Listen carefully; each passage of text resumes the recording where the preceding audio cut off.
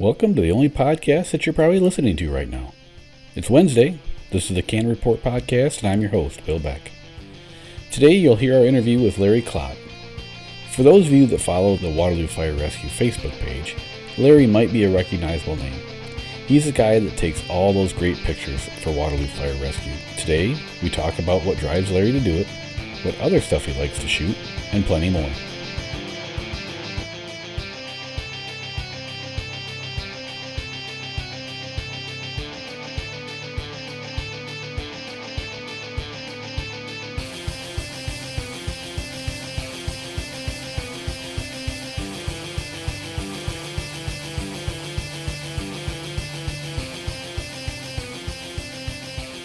Welcome back to the Can Report. Today we have Larry Klodt. Larry is a phenomenal photographer that is a huge fan of Waterloo Fire Rescue, and I wanted to make sure he got on here so we could hear his voice as well. Larry, thanks for coming in. Oh, thanks for the invite. I appreciate it. We always start with the easy stuff first. Tell us a little bit about yourself. Well, I was born and raised in Cedar Falls. Went to school in the area.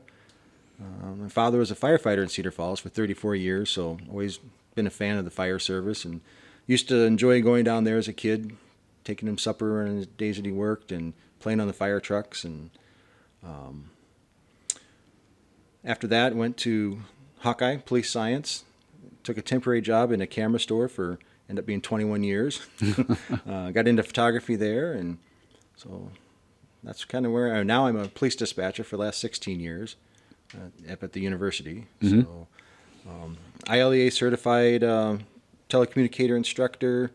I'm on the Iowa Interop Radio System Board Committee for Region 6. So radios and fire is kind of my things I like to do. Right.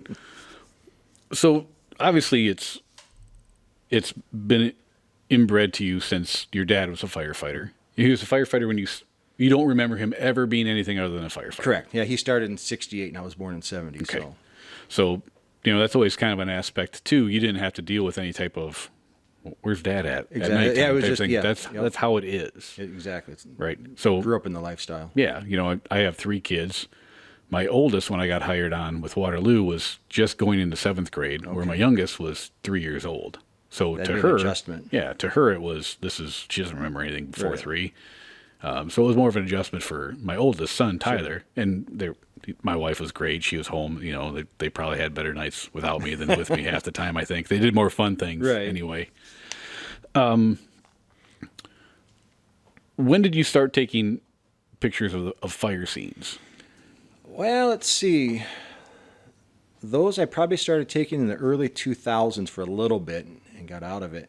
I was helping with a history project for the Cedar Falls Fire Department around 2000, 2001. And the former fire chief, Dale Holmes' family, he had photo albums and newspaper clippings of anything that ever existed in Cedar Falls Fire Department. So he had the whole history of the department in those books.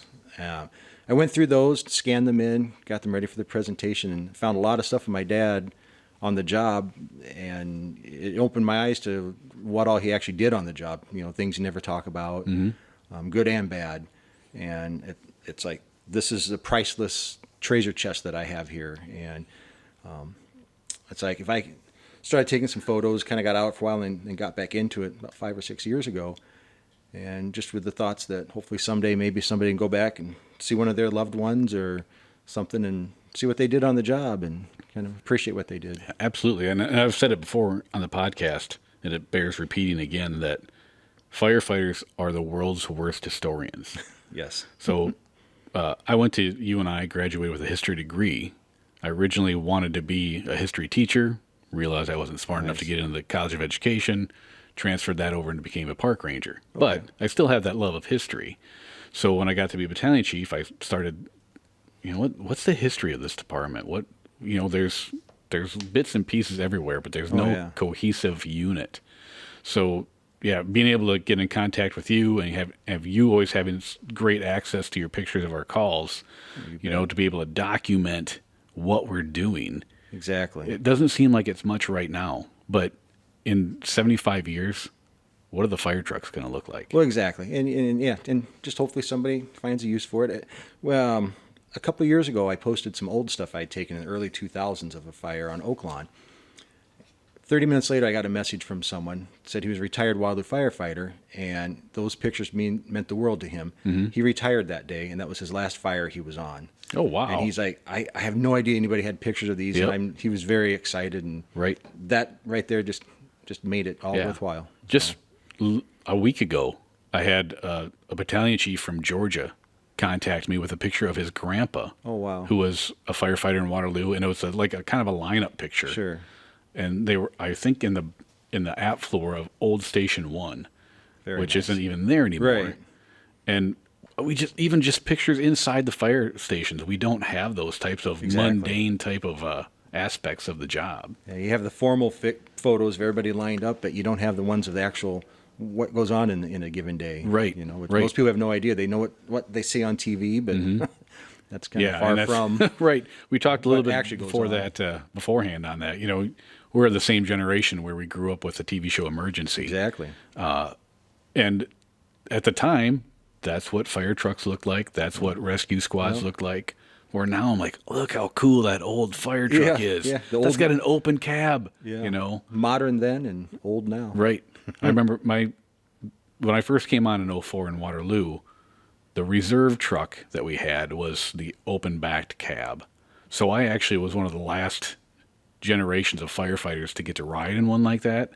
And I hope I'm never so senile or demented that I don't remember that, because to ride in the back of that truck, lights and sirens in the middle of the night. Oh, yeah. And for me, for whatever reason, I always think of it being in the wintertime, because when it was in the summer, it was so hot. Right. With that big motor coming right next to you. But just, you were right there. You were in the moment at that time. The lights are going. You felt it. You felt it, yeah. Exactly. You miss that a little bit with new modern cabs.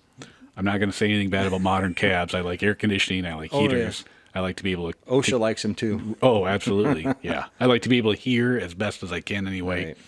So to be able to see those old trucks and old gear, it shows an example that, you know, there's a firefighter saying of the only thing firefighters... there's only two things a firefighter hates: change and the way things are. Correct. Well, we do change begrudgingly over time. And it's neat to see those, and it's something that we're not a lot getting. of tradition, you know. Absolutely, yeah. I just came across, my dad had given me some of his old stuff, and talk about the old gear. At the time, the rubber roll-up boots, the long rubber coats. Right. Not your Nomex now, and not right. what you have now. Yep. And I believe they only had 2 air tanks when he first started. So and you just went into a fire with no... Imagine that today. I right. Can't Yeah. imagine that. Yep. I think I'd probably make sure they were all right when they came out, and then I'd send them right home. Yeah. In those 2 air tanks, you were probably guilted if you grabbed one. Probably. You know, it was, you don't need that. Get in there, kid. Exactly. You know, and you had manual tools, axes, and you didn't have the power tools. Right. And it was a lot of grunt work. Mm-hmm. Yeah, it's a very blue collar job. Still is grunt work, but yeah. I think it's still a blue collar job, but I don't think I could have been a firefighter in the 70s. I just don't think I was strong. I'm not tough enough for that. Definitely a different breed. Absolutely. Yeah. When you go to a fire to photograph it, you're always there relatively quickly. I know you live in Waterloo, so you're kind of located where you can always get to us. What do you take with you when you go? I always have my my radio and my camera gear. I use a Nikon mirrorless system, and that's really about it. Mm-hmm. What do you look for when you look for a shot?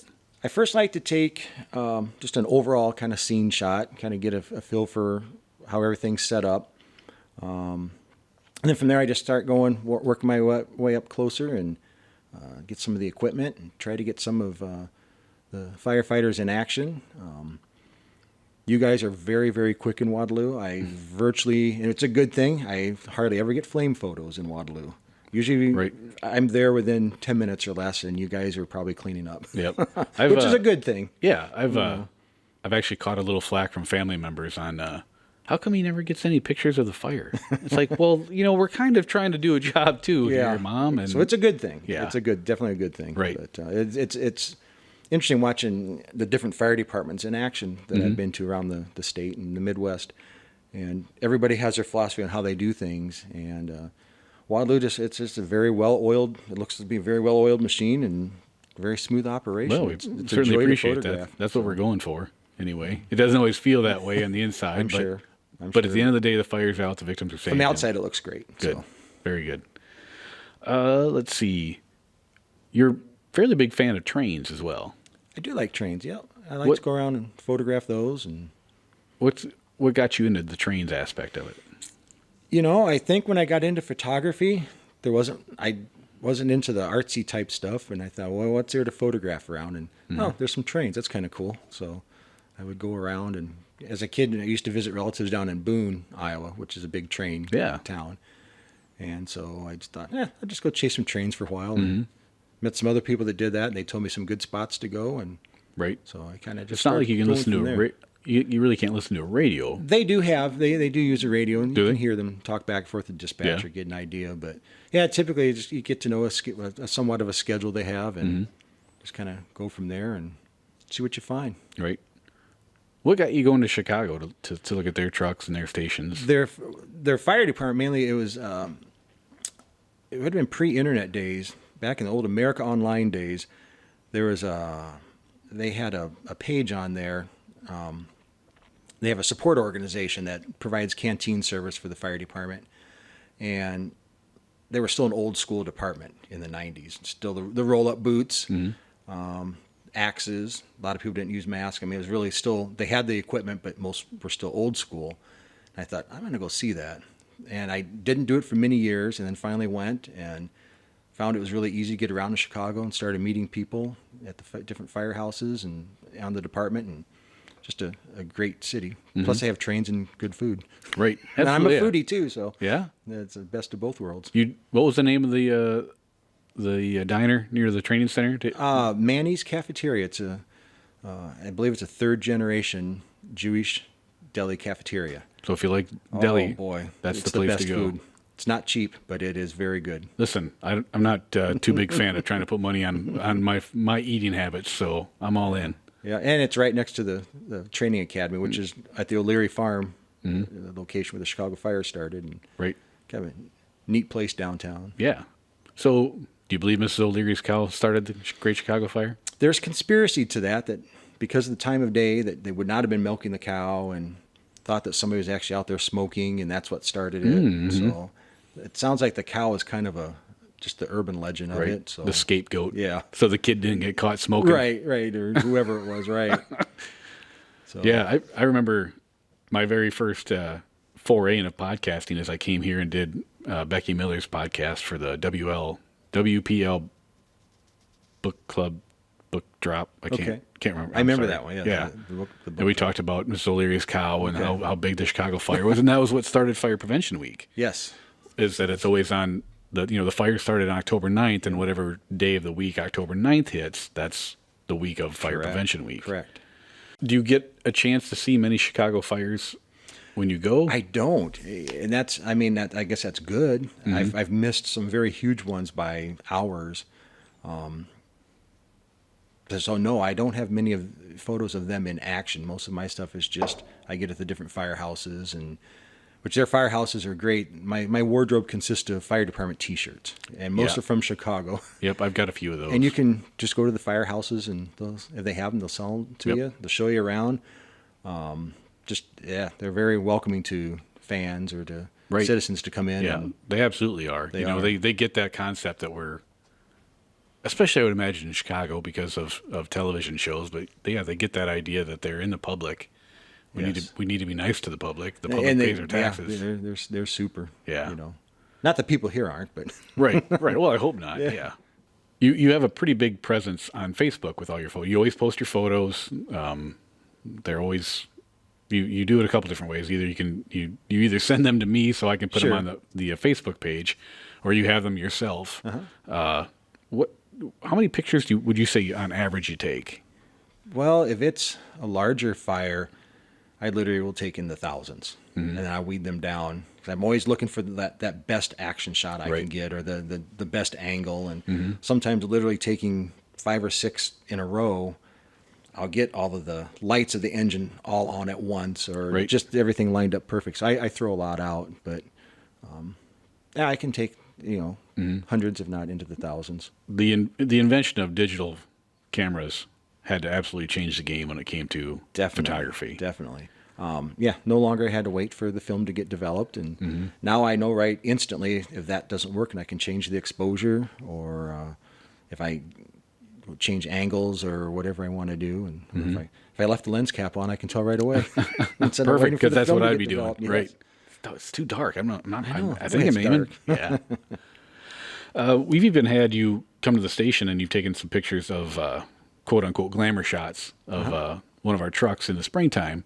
At Station 1, if you're aware of where it's at, right across the street are some crabapple trees that they bloom every spring. It's just absolutely That was the beautiful. perfect day. The sun was Yeah. aligned, and Right. Yep. And the one picture that would end up picking is actually, we've put it up on the wall in nice. in our lobby. Very We've good. taken down some pictures from fires in the 50s. Our administrative assistant Erica wanted some color. Okay. It's a big granite and marble building. Right. It's dark color. She wanted not black and white. So we've got a few of those up. We've got one shot that you have going. I know exactly what fire it was. It wasn't mine, but it was a church fire in the wintertime. yes, Just this past winter, and you got behind the aerial device, and it's looking up the remember that ladder. one, yes. And it's so perfectly framed in the picture with that the was lights my going. first fire with my new camera. First time I tried it out. Didn't have time to practice with it yet. Well, So you did great. the Good camera job. does good. Yeah. Are you available for rent? Or if people were to get a hold of you, I would don't. I'll take photos for any fire department or anybody in public safety. Of trainings, equipment, their stations. I don't charge. They can do whatever they want with the photos. But as far as the other stuff, I don't. I've never really done like people photography or anything like that. feel guilty getting all these fabulous shots, and everyone will have like, well, how much did you pay for those? I'm like, he won't take any money. I don't know. Give him a ride No, on a fire truck. I just do it for me. Hopefully someday somebody comes across their family member or just the local historians, or they see something of historical value. Another thing some departments have used my photos for is for either investigative or insurance purposes. Yeah. I've had a lot of them use them for that. Right. I've pretty much documented the scene for them. So And I suppose that maybe like a smaller community would do that, whereas Waterloo has a fire marshal, Right, and fire right. investigators that were taking the pictures. I've even had fire marshals. I've had the NHTSB for a train wreck that I photographed once use my photos as part of their investigation, just Yeah. to get different angles and see what was there before they got there. And a lot of times I know investigators and insurance companies have used them. If it's a larger fire, they've watched the progression of it and used that in helping right. them to determine causes Yep. and whatnot. Find origin, all Yep. that. Well, full disclosure, I've actually published an article for Firehouse Magazine, and Yes. they wanted a picture. I'm like, I don't have any. I don't want my glamour shot in my Right. Class A. That's not me. That's not my Right. personality. So, I reached out to you, and you're always, generous, and whatever picture you can find. Oh, exactly. That's why I do it. Yeah. So if someone can use it, they're more than welcome to. The problem is I'm so ingrained into me of there's a camera, I need to stand by someone taller behind them or go around the truck. It's hard to get firefighters to be at a picture. And I'm that same way. I don't like my picture taken. I don't like being on video. My job, everything I do is recorded at work. So I'm being a police dispatcher. Right. I don't like hearing my voice. I don't. That's the So, worst part of I know. podcasting is I've got to listen to my voice when I and edit. I love photography, but I don't like being on the other side of the. So I totally understand. And some I know don't like that. I try to keep them out if I know that they don't like their Right. photos taken. And I had one firefighter tell me that, I'm not a big camera person, but my wife and kid love seeing the pictures. They of do. it. So, Family, because we don't tell everybody No. what happens. and No. We can't explain how a fire looks. Right. Where the picture's worth 1,000 words type of Exactly. deal. So those I try to keep out, but they also, if I know they don't like it, I try to keep them out. So. Right. Well, yeah, you do great. I really appreciate it. To circle back a bit on history a little bit, you're somewhat of a historian when it comes to fire trucks. You're not anywhere near some of the people that are out there in the world. Exactly. I know just enough to be dangerous, so not too much. And I feel that same way of, when I correspond with I can't think what his name is. He's got a Facebook page. It's like Iowa firefighter apparatus 1900 to I think 1919. Iowa fire history. I think. Maybe that's it. Yes, Terry. And yes, Terry's his name. And they'll have, I'll put a picture on just of a throwback picture, and they'll grab it and they'll put it in there, and then I will learn so much about that truck. They'll tell you the history of that truck. Right. Yes. And there's people out there that own some of our old apparatus and have completely restored them. And I own 3 of your apparatus. Yes. Really? Can we Eric Johnson. Apparently he spent a lot of time with Herman Wenzel before he passed away, and when he bought the equipment. And he has catalogs of like pretty much where every American LaFrance truck went to in the country. Right. He knows more about a piece of equipment than probably anybody at the department combined would know. Exactly. And it just amazes me. It's like the wealth of knowledge that some of these people have. And and that's one of the bright sides of the internet and things like Facebook is you can get a hold of those people with those passions that help me fill in the blanks for the department as well. Yeah. Doesn't have to be a Waterloo unit, doesn't be a Chicago unit. All-time favorite looking fire truck.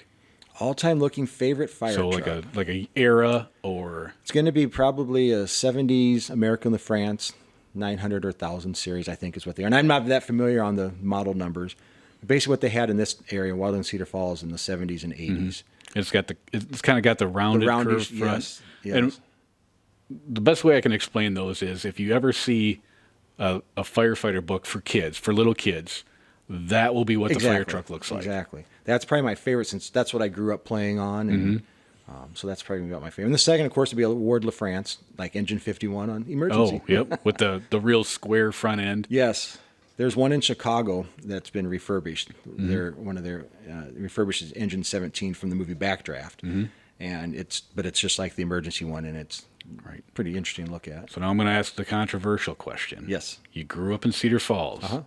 Your dad was a Cedar Falls firefighter. You like Chicago trucks. You like Waterloo trucks. What is the proper color of a fire truck? Red. It's got to be red. It has to be red. Yeah. Yep.